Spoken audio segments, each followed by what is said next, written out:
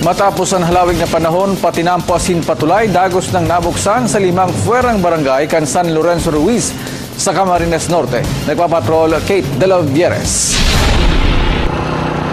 Inabot 3 oras ang biyahe ni Gina Tabalan haling San Antonio, San Lorenzo Ruiz, Camarines Norte, pasiring sa Haros Kataib Barangay Sanang Manlemoncito kasubagong aga, huli sa raraot na tinampo.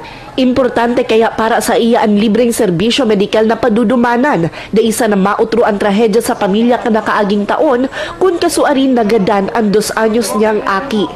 Kasi medyo maulan, sa kapasira prod na agi, mabagal ang padalaga ng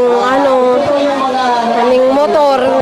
Pero huli sa 10 kilometrong sementado ng porsyon kan tinampo, napig inaguraran ngunyan na aldaw, mababawasanin haros sarong oras ang sa indang biyahe.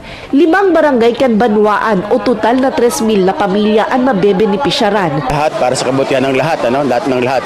Kung ano man ang nasaan man tayo ngayon, tayo man ay naliligaw ng landas o ano man, tulong-tulungan tayo. Ako andito nga. Papasalamat ako kahit pa paano na kukunti-kunti na rin ang aming tinampo na maayos.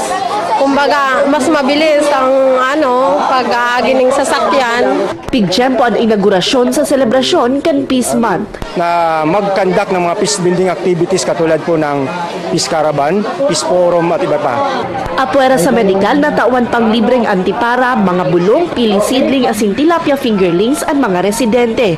Libreng bulog asin hot oil man sa mga babae asin tsinelas sa mga aki. Kate De Los Vieres, ABS-CBN News, San Lorenzo Ruiz, Camarines Norte.